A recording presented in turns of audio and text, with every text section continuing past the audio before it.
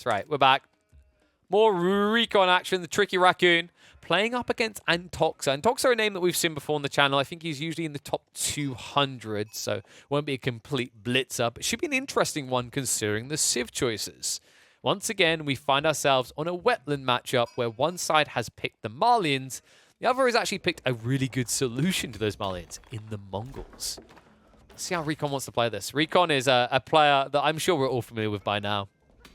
You know, actually, I never really took my bow and made my flex about the whole Recon thing. Remember when the road to Rebel Wallalol began?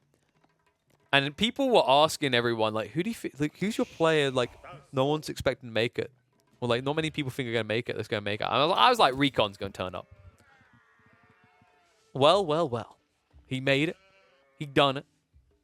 And now he's probably just going to retire from AE4 when Age of Mythology comes out, right? I hope not. Man, that's actually kind of a scary thought, right? Age of Mythology, how far away is it coming out in 2023? It was just announced. I don't know if they put a date on it. Because if it does come out in 2023, think about the players that we love watching in AoE4 right now that come from Mythology that would likely return to Mythology. If I had a prize pool, that is. See, well, that's the thing. Actually, some of them, it wouldn't even be about prize pool necessarily. It's like Mister, right? Like, you know, he's sorted. He's got his farms. He does what he does because he loves it. It's not about the money for him. Recon, I mean, dude, that guy literally, like, this guy literally just lives on a diet of fish and chips. It's not exactly that expensive, even with the rising cost of food in the UK. So he could just shrug it off and go Mythology if he really want as well. Magic is an accountant. Now, usually accountants are really smart with money, but you know, if you looked at AoE4 money and Mythology money, like, you still might just shrug and say, I'm doing well enough and go back to Mythology. That's kind of scary. I don't want to lose these people. I think we should hold production on Age of Mythology immediately to keep our boys in the house. Artie says that he played Age of Mythology. Yeah, but Artie, you're just unhappy. You just get bored and want a different game all the time. Half the conversations with you is like, where's AoE3 coming back around? You know, like, I know how you feel about AoE4. And in fairness, Age of Mythology does have Titans, right?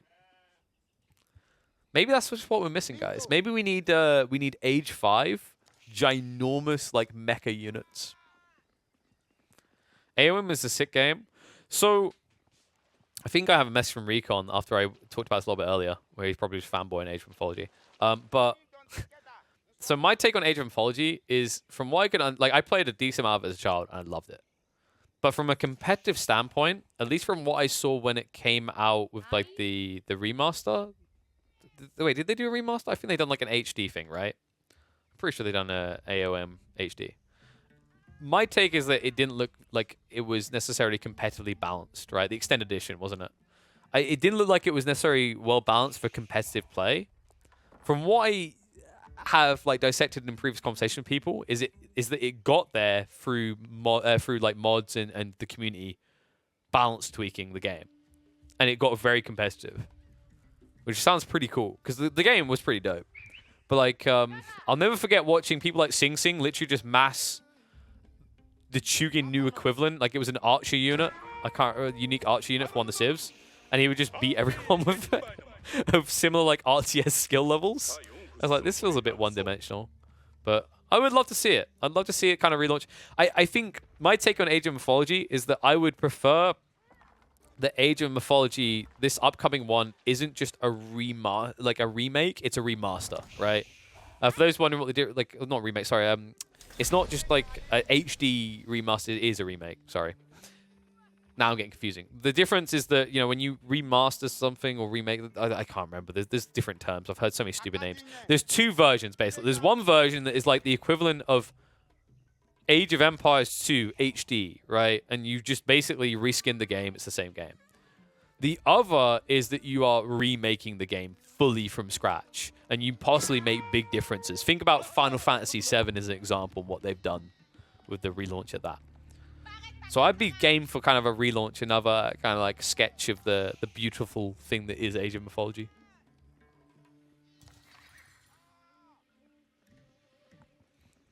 But let's focus on airfield for now. We've got our openings. We've had a little bit of time to dissect what's been happening on the screen. So it looks like we are going to be playing hard onto the gold. By the way, great play by Antoxa. I think I'm a really big fan of seeing more Malian players do this, going for this Saharan trade network. It's actually not about doing trade necessarily. It's about having a very strong defense, right? Remember, when you make this tech up, immediately has arrow slits. The alternative is if you build an outpost, unless you get wiggle room and you tech up, you're going to have to wait for arrow slits afterwards, which means you also have to go on stone.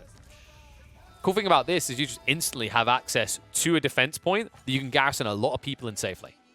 And unlike a normie outpost, your enemy can't come in with like 10 or 15 spearmen and burn it down. It's a 5,000 HP structure. So why it's such a popular play, it just guarantees that a Mongol player cannot come in and start torching down all these houses. Recon. No surprise that he played into Horseman here. I knew this was going to be coming on the openings. The cool thing for him is like he got additional value in the fact that Antox had done this build when it wasn't necessary, right? Because there wasn't the Spearman outpost rush early on. But Antoxa, if he's played Recon before, should have maybe suspected that this was going to occur instead. Recon is a very big fan of moving towards like stable type using Horseman because he loves doing whatever he can to enable trade. I'd say of like you know, you guys have heard the nickname I've given him, right? For those unaware of Recon's legacy, I call him the tricky trader. There is no one I can think of in the top 30 or 40 players in AoE 4. And there are admittedly a lot more trying to contest for it than the most recent patch, but historically across Age of Empires 4, that trade as much as he does and do so without being noticed as much as he does. Curious to see how long it's going to go unnoticed in this game, considering that Antoxa is just going for a Castle Age rush up. So Recon will get decent trade. Recon loves the initial return he'll get on these traders. Like, he loves doing this build and rushing towards it because, you know, you get 2 or 3 clusters of these traders going, you'll have everything you need to tech up. In fact, with these chasing traders, by the time he reaches destination unpacks, he's probably going to be getting about 150 per trader. He's got, what, 3 traders giving that? That'll be enough to get his tech up. He won't need to put anyone additional on the gold. He's rushing for that tech up. Even went for the fishing on the backside. It is, of course, going to be the Farimba Garrison build coming out from Antox, the one we see so bloody often. A lot of people have been concerned about this being maybe a bit too strong, a bit too potent. It's definitely a formidable force to be reckoned with in the game. I would say that the Malian build right now is very linear and simplistic to approach, and I think that's where a lot of complaints come from, and the feeling that is broken is that the execution is fairly simple, right? Similar to HRE Burgrave builds, the initial execution is simple. Afterwards, it becomes difficult. Now, for the Malians, it's slightly different in that, like, the execution remains kind of stable because unlike the Burgrave rush for the HRE, you aren't on the clock. You haven't got so many units you can get and then you get no more. Usually, you've just got infinite gold trickle coming your way, so you can always afford Farimba units. The difficulty with the Malians is pivoting unit type correctly. That being said, Musafadi Warriors has proven very effective time and time again out of this Civ. Let's see how I can do in this game. It's Recon. He's now teching up with the step readout. Archery range is double producing archers. Realizes he's going to need initial units to protect him. Another annoying thing about these Musafadi Warriors is how quick they move, right? The 1.38 movement speed does mean that they can easily chase down these traders who, without Yam, are only moving at 1 tile. You might notice that the stealth has been triggered here. Did end up going on cooldown in the end.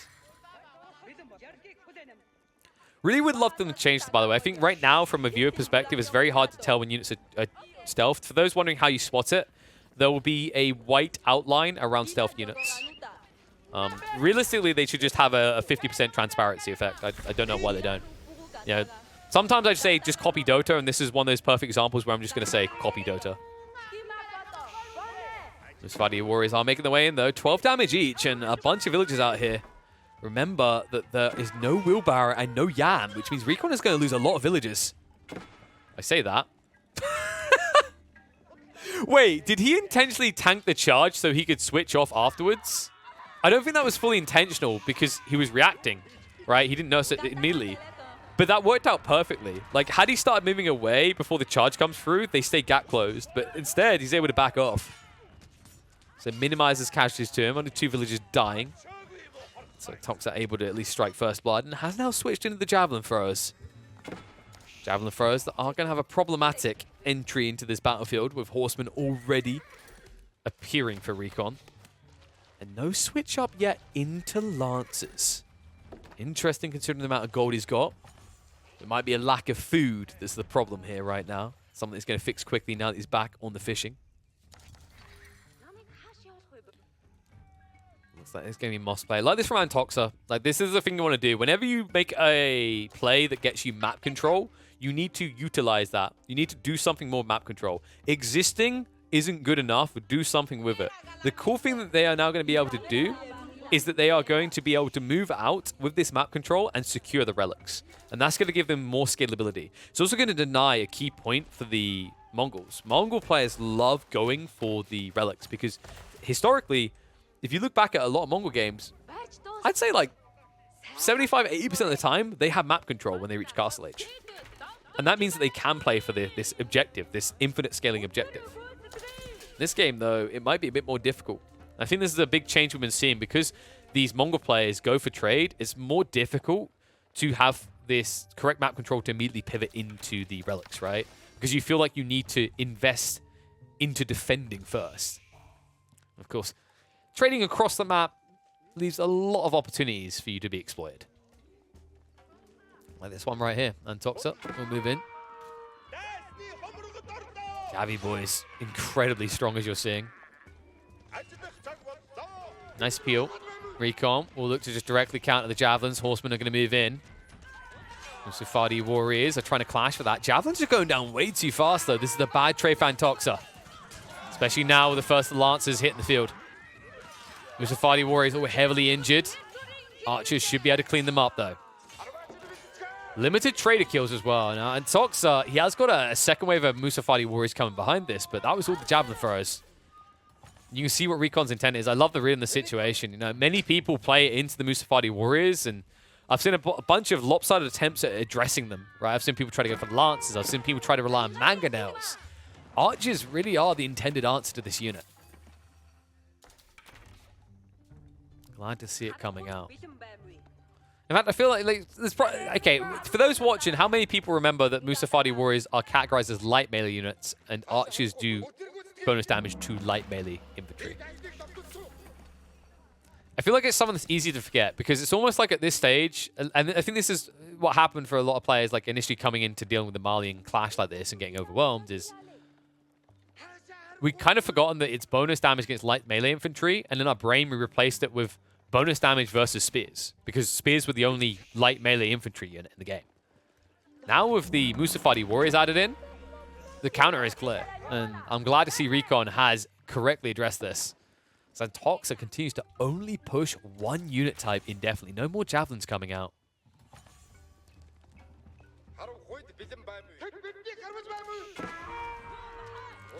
Musafadi are going to look to move in. Need to be careful not to get swarmed, remember. Although you get bonus damage, the problem is you end up targeting the same, and I love the line formation. That's a great read there. We'll lose a villager for it. The attempt to wall off is going to fail from Antoxa. And the fact he went line formation meant that he was attacking 2 different Musafadi warriors. If he stayed in clustered, he's more likely to attack 1.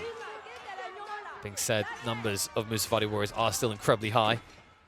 But when you reach low numbers like this, you notice how they're not able to efficiently trade anymore.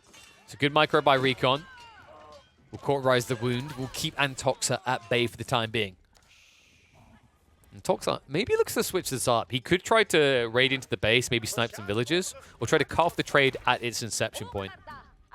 Because one issue you do have if you're Recon is the way you're not playing this is you have a static comp, right, of archers without Yam to boost them up.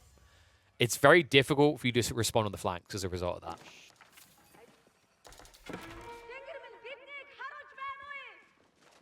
There it is, first raid coming here. So, correct play by Antoxa. Just needs to buy time, needs to drag his opponent back and forth. Antoxa's next goal is to pull Recon away from this trade point so that he can finish the wall off. But I don't think Recon is going to nibble at the bait just yet. He needs more justification to bring troops down here. Of course, just a few archers should be good enough to deal with these Musafadi warriors. We're looking back at home. Relics are starting to be pulled in.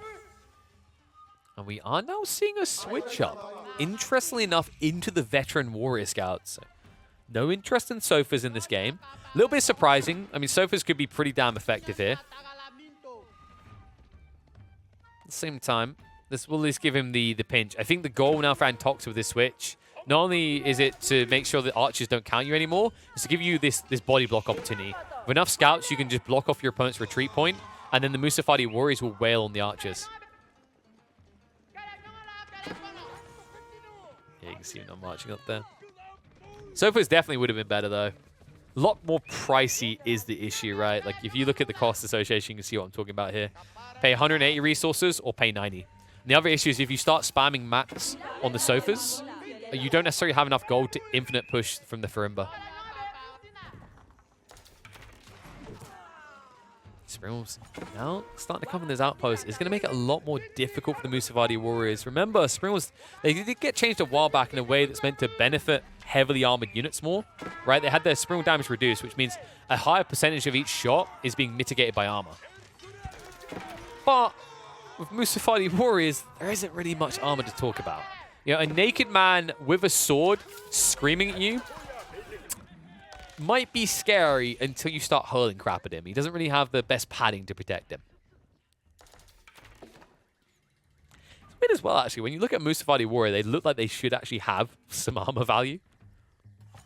Especially the helmets. The helmets are the thing that really get me here. Like, bruh, it's like 2 armor value at least. Come on.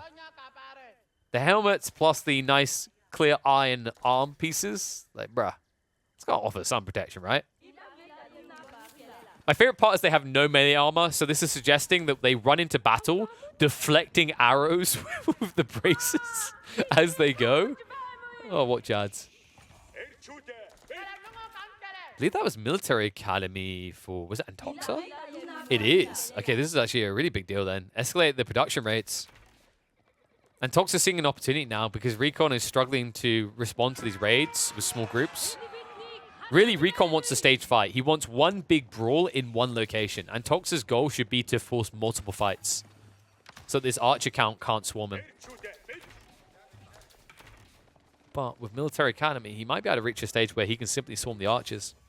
Especially if there isn't a mirrored response coming out. But looks like it was the case, yeah. So we did get the increased production rates coming out from Recon. In fact, I think he done it first, which means he's not going to fall behind at all.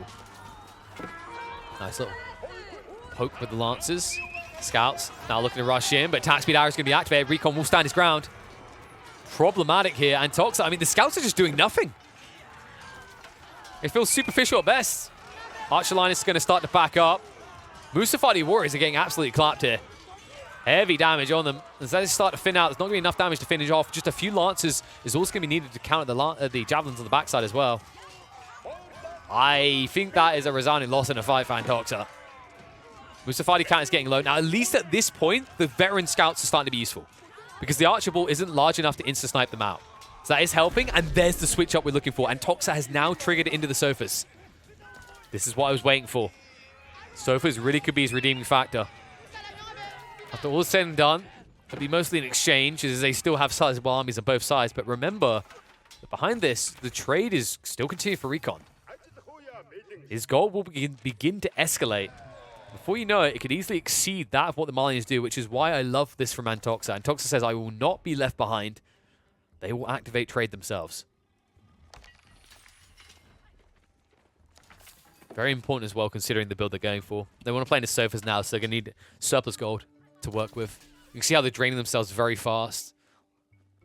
Love to see more food switched on, which is another element that's right. You want to be able to perma-produce cattle.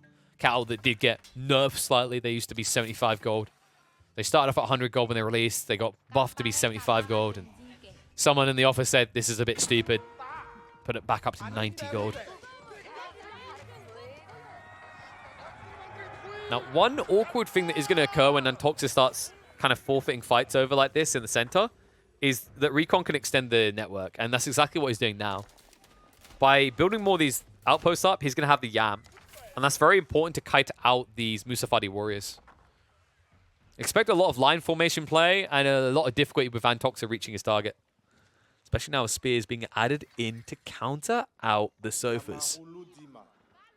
Antoxa, I don't know if he scouted this before because he's not started pushing Donzos.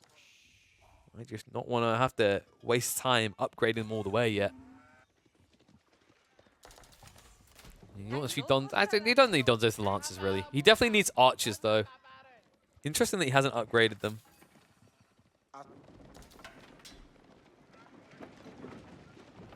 I think at the end of the day, how many relics? Yeah, it was all 5. So Antoxa, a lot of this gold is essentially coming from that, right? Like, he's got a decent chunk of this 2,000 income coming from the relics. Meanwhile, Recon is now up to 1.5 gold a minute. And it's almost all trade. He has, what, 8 people working on gold in total? That's it. That's why these sofas are very valuable.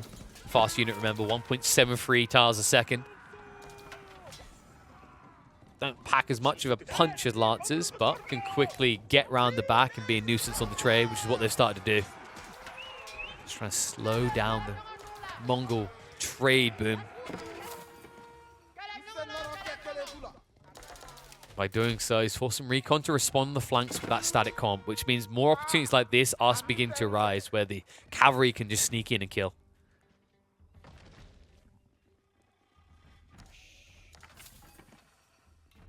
I did the trade. What are we up to now for Antoxa? I'd say, what, 6 traders maybe?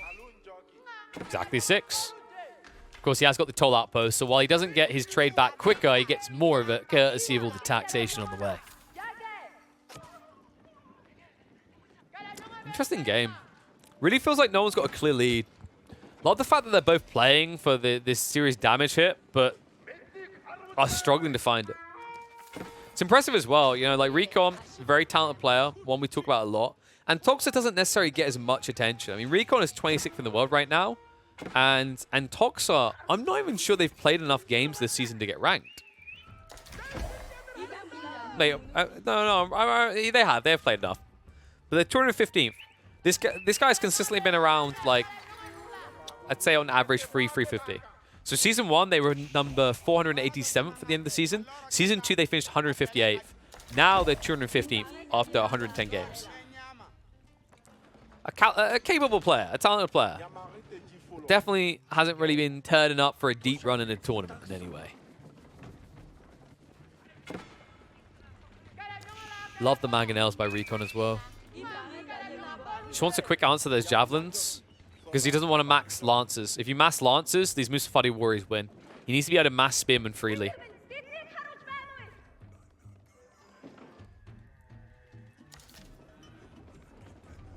Mangoes will at least ensure that those javelins can't really come out to play. Remember, the Mangoes have better range than javelins. 9 tile range versus the 6. So almost guaranteed to always be in range. More trade going down, though. Heavy hits. Antoxa's done a brilliant job of this so far. You can see it in the worker kills. 20 compared to the 1. That being said, Antoxa has thrown a lot more meat into the blender. 4k extra value destroyed by Recon, but remember, Malians, they're essentially like a Zerg-type Civ. It's all just about bodying. Cheap and effective. They can afford it. Clash coming in around the sacred site. Maganel will need protection here. Pack up to move away. Defense arrow is going to come out. Body blocks to ensure the Mango will not go down. Shot's going to come out in the javelins, and it will stay alive. Cavalry trying to wrap around now. Mango's going to get the second shot out. Spearmen are spreading out, and the sofas are clashing against it. Mango will go down. Archline holding up against this. Second Mango is going to come into play. And I do feel like Malians are getting butchered here, and Toxa committed a bit too much. The Spearman, he neglected the power they brought to the fight. Archers and crossbows will hold. Javelin count far too low to do some serious damage, and the Javelins are also attacking the front line. And Toxa may have just lost full control here. He has to leave. Recon will be able to sneak his way in, possibly shut down the trade. Will definitely be able to take some before this. What a play by Recon there. The bait, essentially, the Spearman, they pull off, and the Mangonel looks exposed, but he regroups just in time to body block out the Musafadi warriors, the squishy unit that's trying to dive. Not enough of them get through. Mangonel stays alive long enough. It forces a recommitment out of Antoxa, and all of a sudden, half the army just goes in the blink of the eyes. Now, the only reason his eyes are blinking is because there's Tyrion and Antoxa being doubled up militarily. Trying to rebuild. It's not going to be cheap to rebuild either. Remember, he's relying heavily on sofas now. 180 resources per unit. Javelin throws a premium unit as well. That means he's going to be hard countered by Mangoes. Mangoes that Recon could be building more of if he wanted to, right? I do believe that, yeah, siege engineering is coming through. Well, that might have been the Nor one. I don't think it was the improved. So it might be that we're seeing some Rams. He's already got 2 Mangonels out here. And remember, Antoxa only has cavalry to counter that. So many workers on gold, as you usually do. Lack of wood, though. And that's problematic because he's losing a lot of infrastructure. It's going to prevent his ability to quickly reboom. So Antoxa needs a good hold. So he's quickly going to run out of time here. Remember, every single one of these buildings going down means Recon gets more of a buffer because he has more production at home. Antoxa has less at home, which is essentially the battlefield. There we go. Little Ura out. Love this play by Recon. Notice he plays back towards the choke point created by the lake and the tree line. It's all about the Mangoes. Doesn't want to give access to them. Stands ground. Mango shots coming out heavy on the sofas. Sure, it's not meant to count the unit, but clustered like this is a good bang for buck trade. Mangoes will plop into the lake with a few shots there. Not hitting well against the javelins. Sofa's already gone. I mean, there's plenty of javelins, but I just don't know what you do now. Spears are going to wipe you out. Mangoes are going to push you back. You still haven't even killed off all the archers. Recon using the terrain to his advantage here, and Tox are unable to get anything worthwhile out of this engagement. That was what? I want to say 20 sofas going down. About 3,000 resources just spent like that. Just gone. Look at the destroyed value. I know I said that you can play that the Malians like throw crap at the wall until it sticks, right? Play them very Zerg-like, but we're approaching a 2-for-1 exchange value here. And Tox has only killed about 18k worth of value. Meanwhile, Recon is now over 30,000. Mango's still just unanswered. And Toxa, I mean, he's finally going for the Siege Workshop, but the fact it took this long, the cost along the way to get to this, has to have been crippling. Especially with Antoxa draining the gold he has quickly. After full switch on the wood. Recon making himself a bunch of holes to go through, and while he does that, he'll back off for the moment because the white stupa is being built. There is no need to rush in. We didn't even talk about this, that Recon actually went for a secondary TC behind all this. He's now miles ahead. And Toxa, if you do not win this fight as soon as you see the tech up, if you wait, it's a lost cause. Okay, this is crazy as well. And Toxa's going for a Mangonel, so still no Springles to counter out the Mangoes. Just lets them exist. That's dangerous. And I love the fact that Recon's just building more Mangoes as a result of it. Even more bang for buck, he says. I mean, 3 Mangoes is good enough to insta-kill Javelin throwers. Problematic. And I don't necessarily like the fact that Antoxa has chosen to go for the Mango. Yeah, I like this is better. He needed Springles. He also does need greased axles, though. With this much wood, I wouldn't mind seeing a second Siege Workshop. You just need to get as much siege as possible. But remember, Antoxa probably isn't fully aware that the tech up is coming. He might suspect it. I mean, it's Mongol trade, right? You've got a feeling that this could be occurring. Confirmation's going to come through soon, though. Mangoes continue to be a nuisance. Toxa, not sure that dodge out was intentional, but it works out well. Mango shot returned the way of the sender. Archers are hit hard, but Recon able to hold in the choke point. Springles now trading out. So many Mangoes for Recon, though. Not enough Springles coming out from Antoxa. Javelin throwers at risk of being wiped. In fact, they are going to be wiped. That's going to be it. Tech up comes out from Recon, and Toxa is at risk of being routed. And he has nowhere left to run. Eco's going to be exposed. Army's going to be cleaned up. He can try to rebuild from here, but he's playing at a full tech disadvantage with huge chunks of idle eco. Man, great plays by Recon. The way that he balanced his Archer comp in the mid game to buffer away Antox's power spike in Castle Age was key to the success. And you see the results of not being able to shut down the trade on the other side. Like Recon, once he gets his trade online like this, it evens up the advantage the Malians had. And then it comes down to good pivots and trades in battles. And that's what Recon has been miles ahead in, right? When he saw he was countered initially in those mid-game skirmishes, he switches into spears. He then also preps the Mangonels. He makes sure that he has the answers to Antox's formula.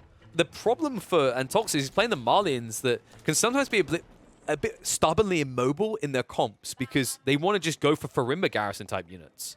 As a result of that, Antoxa never really got to a stage where he threatened this game past that first 15-20 minutes because he's always been a step behind. It's been javelin throwers and sofas for so long, and this comp has been counted for so long. Problematic way to play the game.